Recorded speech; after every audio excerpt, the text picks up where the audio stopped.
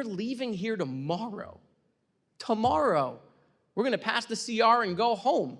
And we're having this hearing today. After months of the Secretary ignoring countless requests for his testimony, I was forced to subpoena him to discuss the findings of my report into the catastrophic withdrawal from Afghanistan. Secretary Blinken violated that subpoena and refused to appear. And now I have no choice but to move forward with holding him in contempt of Congress. The fact of the matter is, the contempt of Secretary of State Antony Blinken exists because he does not put a priority on being present for important activities. Where was he during this catastrophic withdrawal from Afghanistan? He was vacationing in the Hamptons. So to my colleagues on the other side, tell the Gold Star families that want answers about this disastrous withdrawal from Afghanistan that you believe their request to hold Secretary Blinken accountable is political. So the story that's going to be told is as Congress goes out the door, leaves for a 5-week recess, they want to hold the Secretary of State in contempt. I don't know what that does for the Gold Star families. Does that make them feel better? No.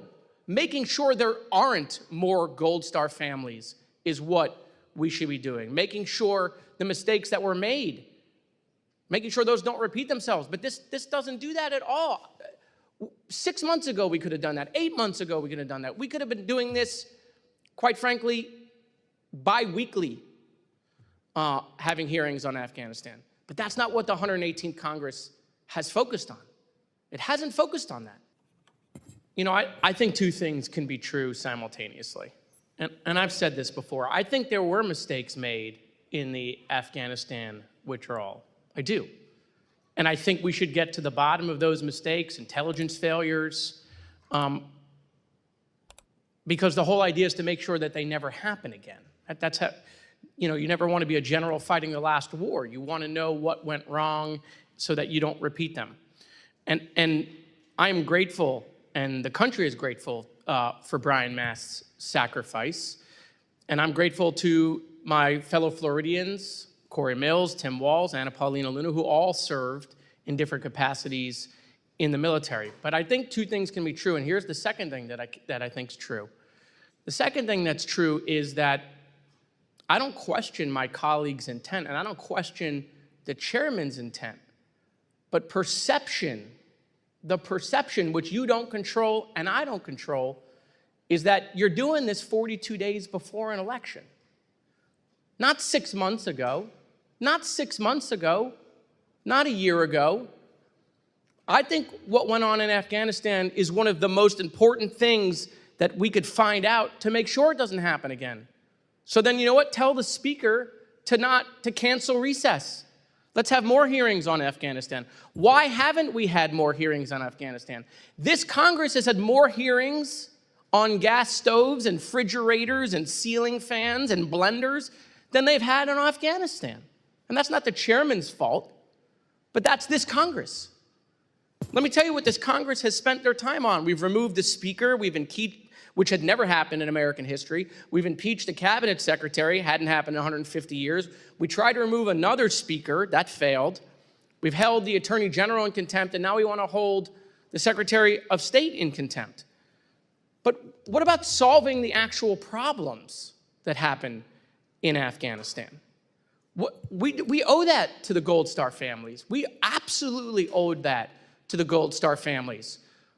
But we're doing it 42 days before the election, all of a sudden.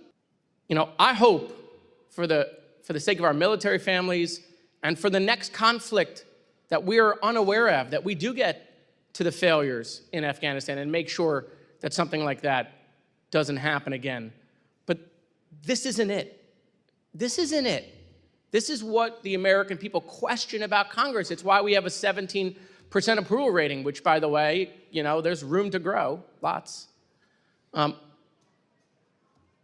they're going to ask that question. They're going to ask all of a sudden, 24 hours before you leave for a 5-week break. Look, I'll stay if we want to have more hearings in Afghanistan. It's more important than my reelection, quite frankly. So if we want to do that, I'll stay. I'll do that. But we're not going to do that. We're going to go home.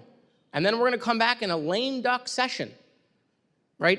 We're going to leave the 118th Congress, probably never getting to the bottom of all this. And so I think that's disappointing. But I commit myself to work with my colleagues across the aisle to find out what happened in Afghanistan, right?